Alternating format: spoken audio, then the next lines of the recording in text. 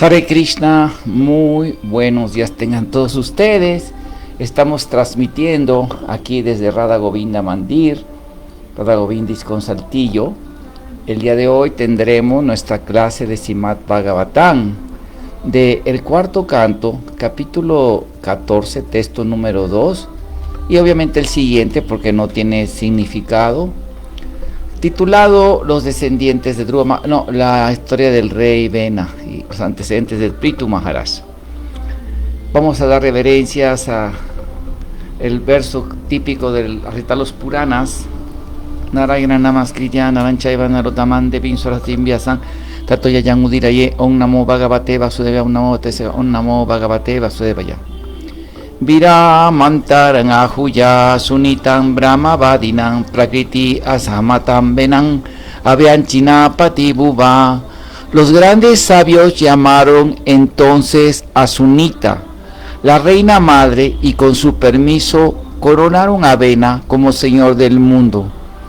Todos los ministros, sin embargo, desaprobaron esa decisión. Verso 3. Sutra nispasanagatam Vena atyuha sasanam ninilayurda dasyava sadya sarpatrasta ibakava. La crueldad y severidad de Vena era de todos conocidas. Tan pronto como escucharon que había sido elevado al trono real, los ladrones del país sintieron gran temor de él y se ocultaban donde podían, como ratas escondiéndose de una serpiente. Significado de su divina gracia Srila Prabhupada. Cuando el gobierno es muy débil, prosperan los ladrones y maleantes. Por el contrario, cuando el gobierno es muy fuerte, los ladrones y maleantes desaparecen o se esconden. Vena, por supuesto, no era un buen rey, pero sabía que era cruel y severo, de manera que al menos el reino quedaba libre de ladrones y maleantes. Bueno, vamos a hacer un Ayanati Mirandasya Ayananjana Salakaya Chakshuru Militan Yena Tasmai Sigurave Namaha Si Chaitanya Manovistan Stapitan Yena Bhutale Sayan Rupa Kadamahyan Dadati Swapadantikan Yaya Si Krishna Chaitanya Prabhu Nityananda Siadvaita Gadadhar Sivasadi Gaura Bhakta Vrinda Hare Krishna Krishna Krishna Hare Hare Hare Rama Rama Rama Hare Hare. Aquí este verso dice, ¿no?, que con el significado de Prabhupada, que cuando el gobierno es débil, prosperan ladrones y maleantes. Por el contrario, cuando el gobierno es muy fuerte, los ladrones y maleantes desaparecen y se esconden. Vena, por supuesto, no era un buen rey, pero sabía que era cruel y severo, de manera que al menos en el reino quedaba libre de ladrones y maleantes. Mukankaroti bachalam pangulangayante girinja kiripatan ahambande sigurudinatarinam. Estoy buscando la luz que me moleste menos, a mí también es una luz que está aquí arriba. Este significado de Srila Prabhupada y este verso y el significado de Prabhupada en sánscrito se llama tikas, o sea, los comentarios de los textos que comentan los acharyas, así las almas totalmente autorrealizadas, liberadas como Prabhupada, ¿no?, basados en los acharyas previos. Y exégesis, que es traer, ese se llama el significado, una exégesis, que extrae el significado de las escrituras, por ejemplo, purpose. En inglés, purpose también significa significado y significa propósito de. Entonces, este verso da para toda una tesis doctoral, como decía Srila Bhaktisiddhanta. Un solo verso del Bhagavatam se puede analizar por más de un mes. Y Chaitanya Mahaprabhu dijo que cada palabra, cada letra y sílaba del Bhagavatam tiene significados ilimitados, porque Krishna es ilimitado. Imagínense ustedes, Señor Chaitanya le dijo a Sanatana Goswami eso.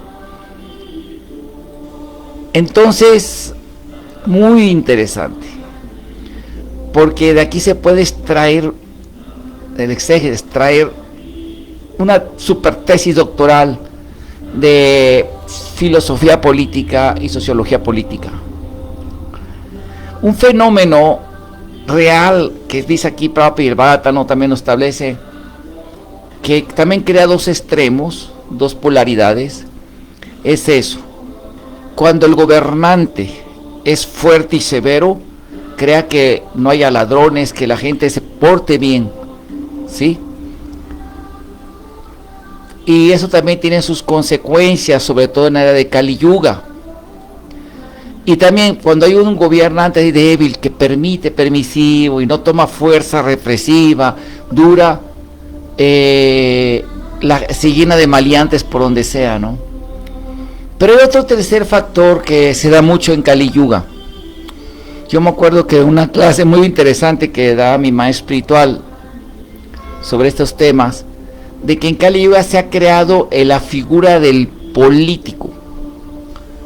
El político, en la cultura védica, sobre todo los kshatriyas aprendían Niti Shastra, aprendían política. Sí, política originalmente es el arte de gobernar.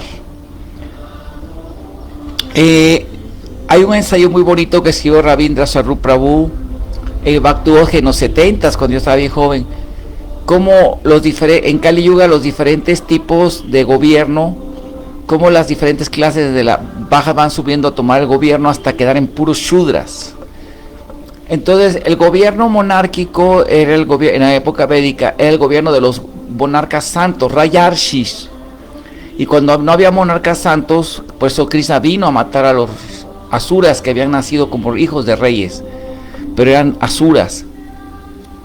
En el cual incluso hay estudios como Poche Pandal lo explicó, el francés, que estudió hasta el siglo XIX en la India sobre cómo eran los rayas.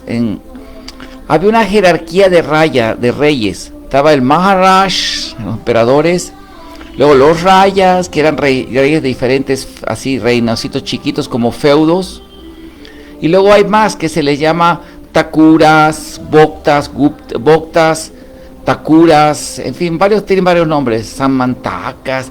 Hay estudios de eso, que eran así como señores feudales, como en la Edad Media, ¿no? Que tenían su feudo y así.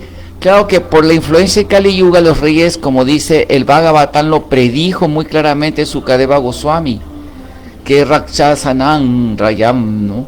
Que los gobernantes, los regentes serán rakshasas de otras épocas, que nacen como para, ¿cómo se llama? Como ladrones, saquear a la gente del pueblo.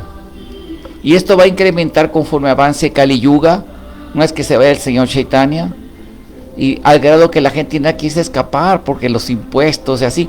Y de hecho ya eso pasó se creó lo que se llama las tiranías. En las ciencias políticas, porque hay una ciencia y también hay una filosofía política. De hecho, toda filosofía tiene el área, toda filosofía, sistema de filosofía toca varios temas. Entre ellos, pues el tema del absoluto, el tema del yo, el tema del el yo que soy yo, ¿verdad? El tema del ser, o sea, el ser, el yo, el tema del ser, el tema del saber, el tema de, ¿cómo se llama? El tema de varios, del absoluto que es Dios, el tema de, y tiene que una parte que es la filosofía social, es inevitable, o sea, todo sistema de, ¿cómo se llama? De filosofía tiene eso, y la cultura védica no es la excepción.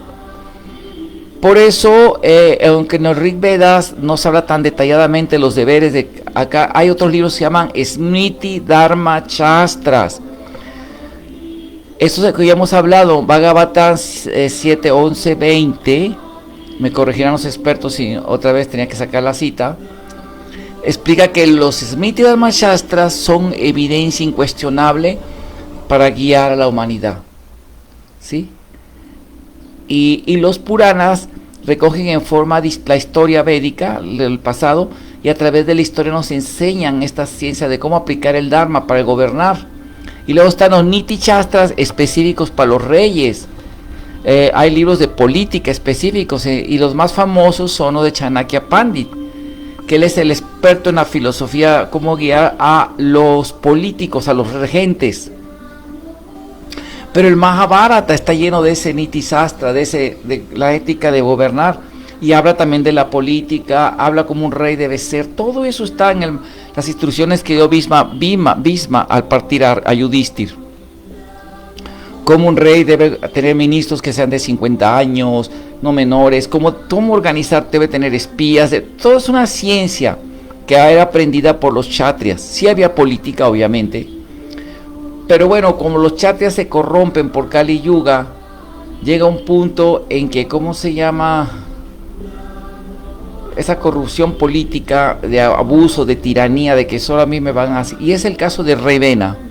Entonces digamos que había el reino védico y perfecto, que eran reyes kshatriyas que cuidaban a los ciudadanos, y en Satya Yuga está Swayambhuva Manu. En Tetra Yuga digamos que ya empieza a haber un 50% de, no, un 25% de reyes corruptos, ¿no? Como Hiranyakashipu, que era un tirano, y otros reyes famosos, ¿no? Malos, malvados. Luego está en Dwapar Yuga era mitad y mitad, incluso en la misma familia. Y en Kali Yuga, el 99.9% de la gente es así, ¿no? Materialista, asura. Pero pasa un fenómeno en Kali Yuga, como dice nuestro maestro espiritual, que el gobernante que sube, que es el del sistema capitalista democrático, que eran los reyes primero. En muchos lugares hay reyes que son reyes pero no reinan, nada más reinan pero no gobiernan. Tienen una cámara de diputados de políticos, y los políticos generalmente son vaishyas, gente con mucha codicia, con muchas ganas de ganar dinero, su valor es ese, y es otro tipo de gobernante así, y que no tiene como el kshatriya, que el kshatriya tenía veracidad, honestidad, honor, me explico, así ser honorífico, aunque con Kali Yuga se degradaron, ¿no? Hay varias películas, incluso en India, ¿no? En la historia pues podemos ver que se reflejó en las famosas leyendas, en las sagas, como en el Cantar del Mio-Cid, en las sagas de Roldán, pero más en la saga del Mio-Cid se ve eso, también en las sagas de Robin Hood, como los políticos así, los reyes tiranos, no explotaban al pueblo, y tenían a los señores feudales que explotaban al pueblo, los explotaban como esclavismo. Pero cuando llega el capitalismo, que se empiezan a quitar se crean las repúblicas, así repúblicas democráticas, y se crean así, que los que suben no son kshatriyas, generalmente son gente así, kshatriya muy contaminada, se crea lo que pasó con Vena, o sea, un gobierno totalitario de un tirano, ¿no? Que perpetuaba su poder así de una manera. Se hizo eso de las elecciones para que no hubieran reyes que se reeligieran, pues entonces se reelegían y se quedaban en el gobierno por ahí está el ejemplo de ahorita tiranías ejemplares son las de Cuba, tiranías ejemplares son las de Norcorea, que es una dinastía, ¿no? Que son como dioses, los regentes de allí, ¿no? Los Kim Min-jung, esos, ¿no? China, que es una tiranía así total, ¿no? La URSS con los estalinistas y jefes así que eran severos y con una castración a la gente, ¿no? Con un gobierno castrante, dictatorial, que la gente no tiene libertades, ni siquiera pueden tener redes sociales o nada más ciertas, que te las vigilan sin derechos ni garantías, así, los gobiernos así comunistas. Y entonces el otro extremo también del lado capitalista es que cuando fue la Guerra Fría se dio que muy inteligentemente la CIA creó una escuela para preparar a los generales así contra el comunismo. Y por era una guerra declarada, o sea, los comunistas hacían su revolución cultural primero de conciencia, así predicando la ideología comunista, pagándole a profesores que enseñaran a los alumnos, levantando al pueblo para derrumbar los gobiernos, ¿no? Entonces la CIA hizo también la escuela en Estados Unidos, en Washington, donde preparaban a los hijos de los así gobernantes para que tomaran con tácticas para acabar con el comunismo. Y eran los escuadrones de muerte, eran así que buscaban a los agitadores comunistas, los iban eliminando, o sea, porque era una guerra. Ellos también levantaban y mataban a mucha gente, y cuando gobernaban los tiranías comunistas, Están los famosos esos sandinistas, ahí en Nicaragua, los, ¿cómo se llama? También hacen barbaridades tiránicas, se vuelven dictadores, así. Igual que los capitalistas, así los gorilas, así generales gorilatos, ¿no? Que imponen así una manera así. Por la era de Kali Yuga, sin represión y acabando con sus enemigos de manera así. Entonces, los políticos que son así contaminados de Kali Yuga pierden, a diferencia de la cultura védica, lo que es el honor. ¿Sí me explico? Eran gente así, ¿verdad? Muy mala, vaya, capaz de traicionar. Cosa que no se da en los, ¿cómo se llama? En los, gente védica, gente que realmente es santa, de veras, que no es política. Porque ahora, el gobernante político que surge, se llama el político general, no es un kshatriya. Por lo general es un vaishya. Por lo general. Claro, hay kshatriyas también que son bien astutos políticos. En el libro de espiritualismo dialéctico, Srila Prabhupada explica eso cuando habla de Nicolás Maquiavelo, el príncipe, famoso libro, cómo ser un gobernante así. Este libro de política que se aplica ahorita en la actualidad, que el gobernante te promete cosas, hasta abraza a una persona y dice que sí, cuando le conviene dice que Dios es bueno, y así echa mentiras para ganar público y ganar poder, y luego va eliminando a sus enemigos, y así hay mucha hipocresía, mucho engaño. Vivir grises, ¿me explico? Y esto se da en los macromundos, en gobiernos, en una nación, por ejemplo, pero también se da en los micromundos, se llama microuniversos.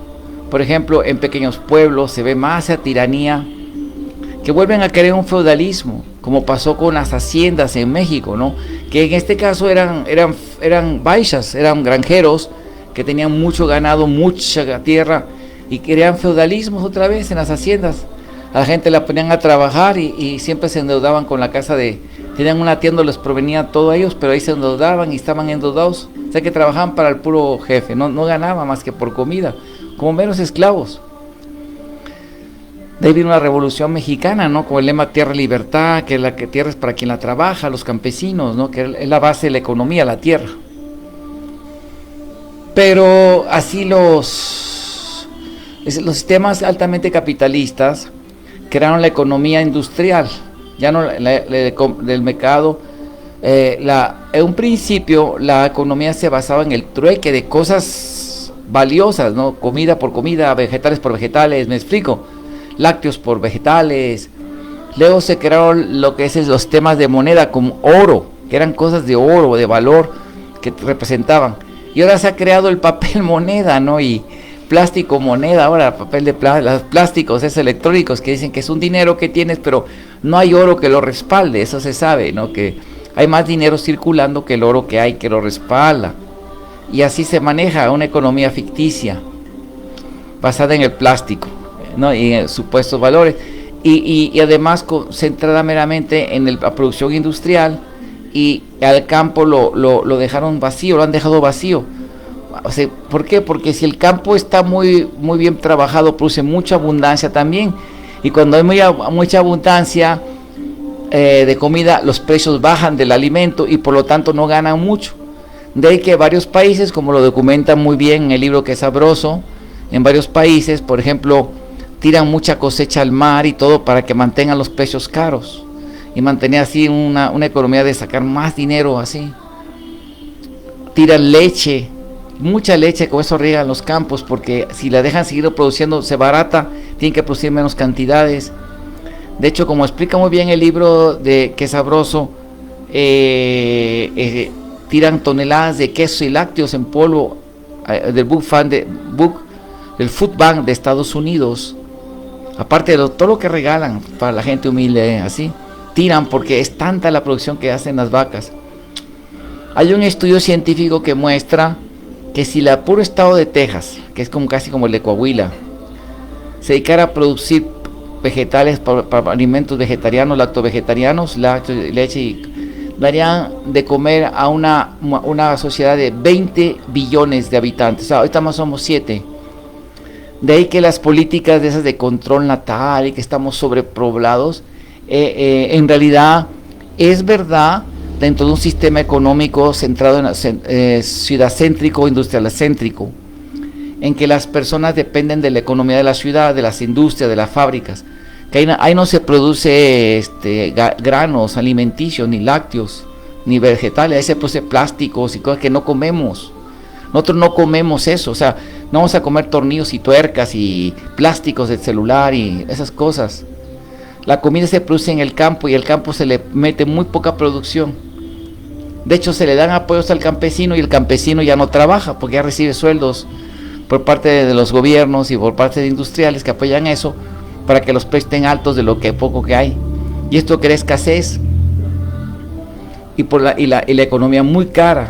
Tanto así que una familia ya no puede tener muchos hijos como antes. En el campo era bueno que hubiera muchos hijos porque ahí mismo vivían en las granjas. Por ejemplo, los vegetarianos en India, ahí producían su comida, sus lácteos y podían tener muchos hijos porque son los que cultivan, ya tienen una casa allí, ya tienen hecho todo. Me explico, ya tienen la economía y el campo sinal que lo trabaja le da dinero.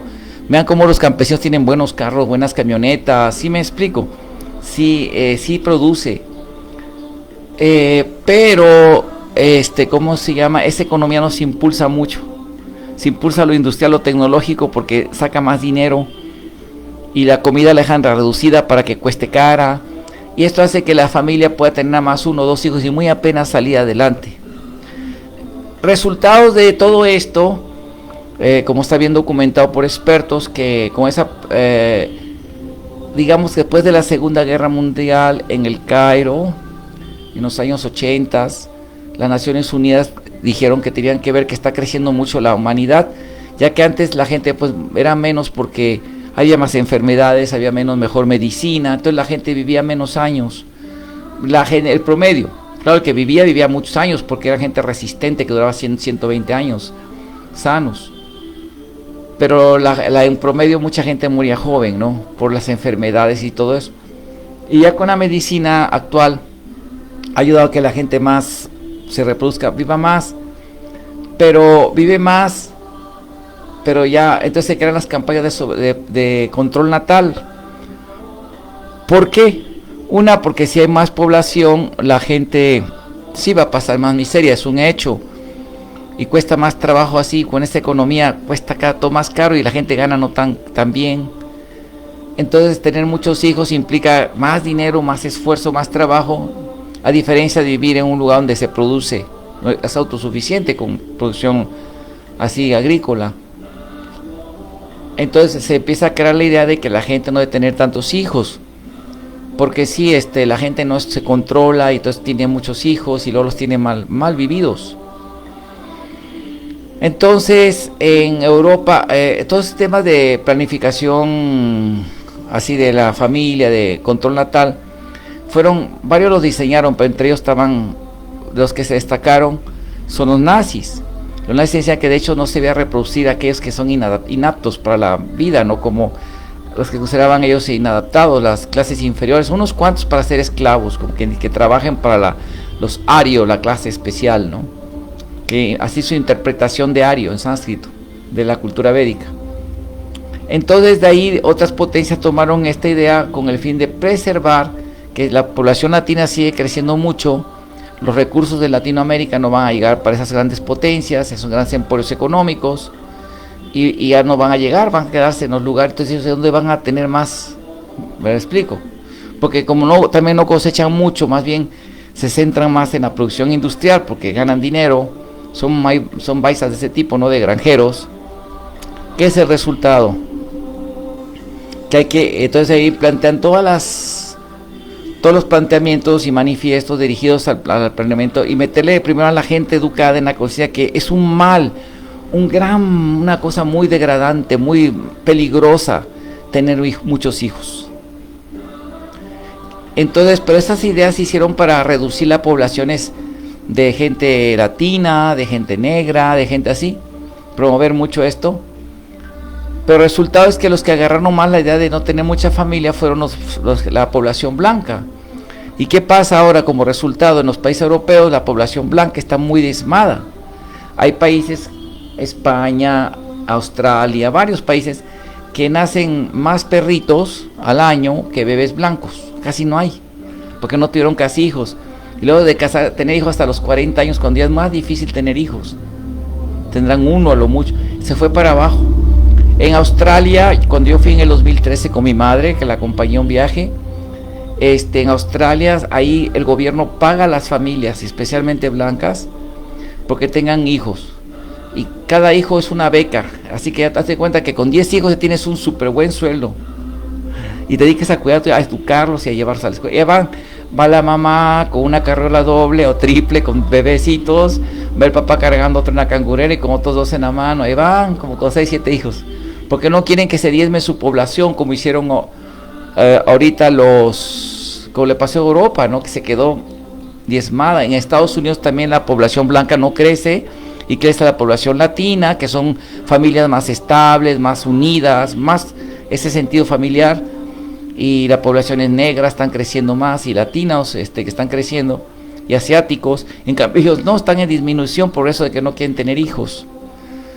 Entonces ahí viene con el famoso Foro de Sao Paulo por parte de la izquierda, promover así la conquista cultural, que quien financia eso son los grandes emporios económicos de grandes potencias que son los que ponen el dinero, fundaciones famosísimas con la idea globalista y traen esa idea de disminuir la población, y entonces meten todas las ideologías que hay ahorita, ¿no? De ideología de género, promiscuidad sexual, conductas así que no son naturales, todas esas cosas, porque no quieren que crezca la población, porque dicen que es una amenaza, y meten en la cabeza eso, que cuando en realidad es una mala administración. De hecho, sobrepoblación no hay centralización.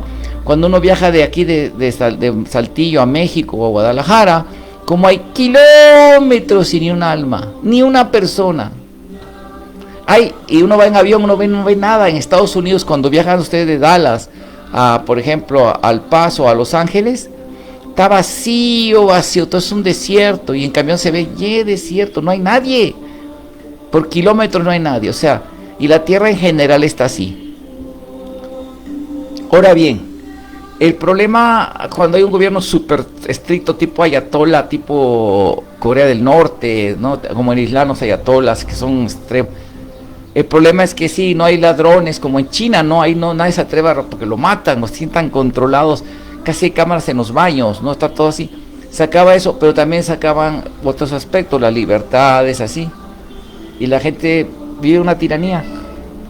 Y el otro extremo que se crea cuando hay un gobierno débil, así permisivo, sí, que no, es que los malvados aprovechan, ¿no? Por eso en la cultura védica se explica que el líder no puede ser debe ser tan fuerte como un rayo y tan suave como una rosa. O sea, ambas cosas, castigarlos que debe, y también ser muy compasivo y generoso. Mira, ahora Lakshmi, dile, Hare Krishna, me llamo Lakshmi Devi y vivo desde el templo hace como 6 años y soy muy feliz en el templo. Llegué chiquita y me refugio, y Krishna me dio su refugio, y además hago servicio. Yo he corrido a muchas ratas del templo, ya no hay ratas, y a las cucarachas también, y cuido el templo y voy a Mongol todos los días y pido mi burfi después del Mongol Aarti. Así diles, ándale. Sí, Lakshmi, ¿qué tiene? ¿Te falta agua? Mejor le falta agua. Lakshmi es muy cariñosa y le gusta mucho estar en Mongol Aarti. Siempre que oye decir Mongol Aarti, ahí está, tempranito, nos despierta y todo. O sea, dice que hace caliente el agua, todo es una devotita de Krishna. Sí. Bueno, entonces esos son de los factores que afectan, ¿no? Que cuando hay un gobierno débil, así, sí, permite, ¿no? Incluso así, se lo comen al gobernante, al gobierno, y cada quien hace lo que quiere, ¿no? Eso ya que el gobierno es débil, no tiene dharma, me explico, es una amenaza también. Y que sí, cuando el gobierno es permisivo, vamos a darle oportunidad a tal persona de que él, ¿cómo se llama?, dirija. Oiga, pero es adármico, rompe principios. Misericordia, póngalo, seamos compasivos, póngalo. Oiga, pero tiene esto, no, déjalo igual, que siga haciendo hasta las últimas consecuencias. Oiga, roba dinero del templo, no importa. Ay, cuando esas cosas permisivas, los sinvergüenzas vienen y la dharma se cree, olvídense. Sí, es terrible para el movimiento. ¿Sí me explico? Eso es síntoma de un gobierno débil. Entonces el movimiento debe estar dirigido por eso, un rey tenía su consejo de brahmanas y ministros que lo dirigían, para evitar así que ser víctima al rey de esas cosas, porque tiene mucha responsabilidad. Es muy importante. Entonces la cultura védica enseñaba eso, ¿no? Que en el gobierno no se debe permitir el adharma por nada. Que ahorita vamos a leer cómo Vena hizo mucho adharma. Y por eso también creó, aunque no había ladrones, pero era muy adharma, como los asuras de ahorita en los países comunistas, ¿no? Pero por otro lado, si se permite, ¿cómo le diré? Un extremo también, como pasó por ejemplo en Irán, que son extremadamente seguidores de las leyes musulmanas, así castigando de... La gente los odia, la gente de ahí se quiere escapar y hablan mal, no quieren saber más de la religión. Por eso, Platón o Sócrates, no me acuerdo quién dice en la República, que si un aspecto así de gobierno político se establece y sobreenfatiza, crea lo opuesto. ¿Qué pasó en la URSS cuando cayó la URSS? Mucha espiritualidad, gente fue muy... Por eso lee mucho y le gusta... Crearon lo opuesto, la necesidad espiritual no estaba satisfecha. Y por eso se han hecho muchos devotos allí. Aparte que como sus entretenimientos eran leer y el vodka, los libros los devoraban, los libros de Krishna. Entonces así, esta gente, hay muchos devotos ahí. Pero también un gobierno sobre estricto, espiritual, así dictatorial, crea que mucha gente se aleje de la conciencia de Krishna. Entonces debe haber un balance. Un rey de tener brahmanas en bondad, sabios que le digan, no te pases de aquí, no te pases allá. Y un rey debe escuchar a sus asesores. ¿Sí me explico? no permitir la dharma. Porque fíjense, y además está el político, gente de tendencia política, que la va a ver en todos lados, tanto en los macromundos como un gobiernos así, o micromundos, ¿verdad? Microuniversos sociales, como grupos religiosos, por ejemplo. Que el político no tiene honestidad. O sea, por ejemplo, estaba viendo hace unos días me llegó por YouTube, ¿no? Un desfile en Argentina de los militares, y sacan la fuerza aérea y la fuerza naval y todo, y salen los veteranos mayores, ancianos mayores de la guerra de las Malvinas, que desde el punto de vista militar, objetivo histórico de la milicia, fueron unos héroes. O sea, hicieron cosas extraordinarias que cambió mucho el concepto de guerra. Ya se había creado la idea de que con los sistemas antiaéreos con radar y computarizados, un barco era inmune a ser atacado por aviación. Y miren, los pilotos argentinos hicieron un acto heroiquísimo, volando a ras de suelo, y les hundieron las fragatas y les dañaron un submarino, un portaaviones a los ingleses. O sea, fue una épico. Haz de cuenta que peleó Sansón con David con Goliat. Haz de cuenta Krishna peleando con el elefante Kurayapida, o Balarán contra Baumasura, o Krishna peleando contra Yarasandha y sus 18,000 aswajinis. O sea, 18,000 por 5,000, imagínense, échenle cuentas. Eran así como 300,000 soldados, con Krishna un objeto mucho menor, como pasó con Alejandro, ¿no? El Magno, que es heroica su derrota de la escuadra persa, con él con 35,000 soldados contra 40,000 soldados de persas, los derrotó. Krishna también hizo así. O sea, fue épico, ¿me entiendes? Algo de dimensión épico, o sea, lo que hicieron los argentinos. Y uno ve, incluso los pilotos ingleses se reúnen con ellos en épocas así y les dan su lugar. Los ingleses reconocen que una semana más de guerra ellos se tenían que retirar, ya no iban a aguantar la guerra, hubieran perdido. Reconocen, ¿no? O sea, el valor, el sacrificio, ¿no? O sea, una cosa así, o sea, la ética, ¿no? Y uno reconoce, esos son los chatres, tienen ese honor, la gente que tiene honor no reconoce. Otro ejemplo, por ejemplo, que fue un gran héroe y también épico, el Barón Rojo, ¿no? Richthofen, ¿no? Von Richthofen, ¿no? Que incluso después recibió un balazo aquí en una parte de la cabeza que le hizo perder un ojo, cuando tenía más de 50 aviones derribados, y no debería de volar más, él ya era un ícono, que le pedían su autógrafo, los mismos prisioneros que lo veían, dime su autógrafo, era una persona, un héroe, un Maharati, ¿no? En la aviación, fue los padres de la aviación, combate aéreo, ¿no? Y aún así volvió a volar, fíjense, volvió a volar y derribó otros 30 aviones. Y no, lo maravilloso de él es que él, cuando, ¿cómo se llama? Lo derriban, que fue un novato canadiense, ¿no? Y un francotirador de la paz, lo derriban, cae en tierra francesa. ¿Saben qué? Los franceses no revolvieron a Alemania a su cuerpo, ellos le hicieron los honores. el honor de que este es un gran héroe, un gran guerrero, o sea, hay este honor, ¿no? No, o sea, así, ¿no? O por ejemplo, dicen que también Richthofen y otros llegaban a ver que se le traban a meter al enemigo, le decía, vete, regreso cuando estamos bien, estamos parejos. O sea, eso es ética, tienen esa ética, ¿no? O sea, los que son chatrias son así, ¿no? Tienen ética, no son, ¿cómo se llama eso? Pero por ejemplo, el político, ¿no? El político es doble cara, hipócrita, engañador, ¿no? Un ejemplo de esto está en Juana de Arco. Juana de Arco, la Sor Juana de Arco era una monja, si no me equivoco, me corregirán los expertos, si tengo el dato bastante. Y ella tuvo una revelación de Santa Brígida, la santa, de ahí donde estaba en su monasterio, que le dice, debes de pelear contra la invasión inglesa, salva a Francia.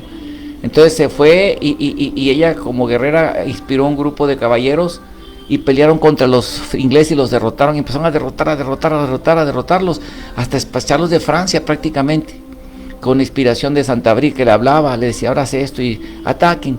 Entonces consultando con los acá, llegó un punto en que los ingleses con la política fueron y dijeron al rey de Francia, te damos tantos millones, pero mata a Sor Juana, porque Sor Juana le metieron saña, ¿no? Te puede quitar, ella va a ser una heroína, al rato va a ser la reina, a ti no te van a querer. Le metieron saña, le hicieron todo acá. Y el rey, por recibir millones y como le convenía ya llevársela en paz con los ingleses, no de una vez que los corrieran, o sea, me explico. El rey sin vergüenza la entregó, que la acusaron de herejía, con un obispo engañador, así malvado, también que le dieron dinero, y la acusó de herejía, de que era un hereje que oye voces del diablo, la quemaron viva como bruja. Ahora ya pidió un perdón y ya la canonizaron como una santa, pero, o sea, eso es, así es el político. El político es un ser indeseable, sin ética, sin moral, sin honor, cínico, desgraciado, que es capaz de destruir a otros. Eso, ¿no? Así malicioso como Sakuni en el Mahabharata, así sin ningún honor, es un maldito así. Y hay muchos casos en la historia así, ¿no? De traiciones así a gente que es heroica, ¿no? Otro ejemplo fue el famoso William Wallace, ¿no? El héroe escocés, ¿no? Que también le hizo los británicos en Escocia hicieron tiranías tan horribles, el derecho de perna, ¿no? De Nova Noctum, Prima Noctum, que la primera noche de una muchacha casada pasaba por el jefe ahí del feudal de inglés, ¿no? Que explotaba a los escoceses. Entonces los escoceses estaban oprimidos, así que William Wallace a su novia se casó escondidas y todo, fue con el sacerdote, se casaron y todo, y vivían casados escondidas. Pero ¿qué pasó? Que un día llegó un jefe inglés, tú eres casada, ¿verdad? Ven para acá, y le iban a abusar. Entonces llega William Wallace y pum, los mata. ¿Y qué hace el gobernante inglés? Agarra y pum, degolla a la muchacha, ¿no? A la esposa. La degolló. Entonces William Wallace, un héroe muy famoso, que se puso enojadísimo, y aparte de ser educado en Italia, sabía latín, sabía griego, era un noble muy sabio. Entonces empieza una guerra de guerrillas a los ingleses y los va derrotando, y lo une a los clanes, pero había mucha política entre ellos, porque entre ellos se querían entre ellos. Y al rey le dice, vamos a acabar con los ingleses, vamos a atacar Londres y ya vamos a dominar. Y estaban a punto ya de atacar Londres, estaban ganando los escoceses. Pero que los nobles fueron y les dieron dinero a los ingleses. Vamos a hacer esto, les vamos a dar a ustedes más dinero, derecho también para explotar como quieran, tengan tanto dinero, pero maten a Wallace, porque ese hombre nos va a venir a invadir. Al rey dijeron, mira rey, te vamos a dar mucho dinero, te vamos a dar, y ya, pero ya para Wallace, porque no nada más quiere su libertad, quiere dominar a nosotros. Y el rey agarró y accedió, y los nobles esos engañados también, y lo traicionaron, lo dejaron solo en una batalla y lo mataron. Esa es la posición de los políticos, son políticos, traidores, sin ética, sin escrúpulos. O sea, como dicen en español, no tienen madre, o sea, no tienen alguien que les dé valores en su vida, ¿no? Esos son los políticos. Pero Chanakya Pandit dice que nunca de confiar ni en las mujeres bajas, vulgares, ¿verdad?, adármicas, y los políticos. No son dignos de confianza. Hay que tener mucho cuidado con una gente que tiene mentalidad política, una persona ética, dármica, incluso le dicen mire, este es el Dharma, no haga esto, no lo haga. Y alguien le pone una queja a alguien supremo porque está algo, él dice, tienen razón, yo me excedí, fallé a las instrucciones del Prabhupada, de Krishna, yo no voy a, no, he fallado, y el que señala eso es mi amigo porque me está ayudando. Es una persona, Prabhupada dice que es la diferencia entre un asura y un devoto, ¿no? Una persona divina que acepta que lo corrijan cuando se equivoca. O sea, sí, de hecho me equivoqué, qué bueno que me están corrigiendo, agradece. Pero no, el asura es político, maneja la política para destruir al enemigo. Este era mi enemigo, lo acabaré ahora. Y así maneja, y es doble cara, hipócrita, sin ningún escrúpulo, no tiene honor, no tiene. Entonces, aguas con esas personas, ¿no? Y en Kali Yuga están en todos lados, no crean que ISKCON es la excepción. Hay gente así que hay que tener mucho cuidado, porque Kali Yuga está ahí. Kali Purucha, ¿no? Se escribe en el Kalki Purana que el Kalki está manoseando los genitales y está a la vez tomando. Esa es la persona de Kali, negro así, no, así, y tomando alcohol y manoseándose. O sea, un cochino, una cosa, hipocresía, engaño, Kali. Entonces debemos tener mucho cuidado con las personas así. Hay que aprender ser muy cuidadoso, porque el karma es horrendo, pero es un hecho que Chaitanya Mahaprabhu y quienes siempre han protegido este movimiento. Hemos visto, ¿no?, que tantas ha habido tentativas de hacer cosas y Krishna siempre protege el movimiento.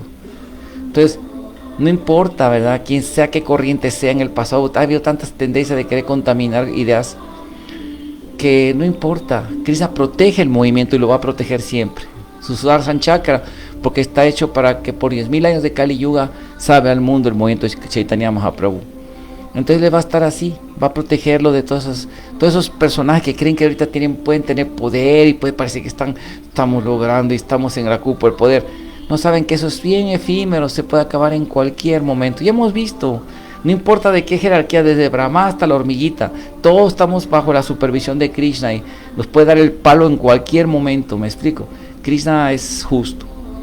Entonces debemos de aprender esto de la cultura védica, que el devoto que es líder debe ser tan suave como una red, compasivo, pero siempre apegado al Dharma. Y no por eso ser tiránico ni ser, no, al contrario. Pero no, el Dharma no puede ser cambiado. Las enseñanzas de Prabhupada no pueden ser alteradas. No deben de ser trastocadas para agradar a las modas ideológicas actuales. Bueno, muchísimas gracias por su atención. Denle, ahora que ya lo vamos a subir a YouTube, denle like y compártanlo, por favor, esas clases. Suscríbase a nuestro canal, y si quieres inscribirte por Patreon para ayudar a nuestro templo, o pregunta cómo va a ayudar a nuestro proyecto, te lo agradeceremos mucho. Que esté muy bien, todas las glorias a Srila Prabhupada.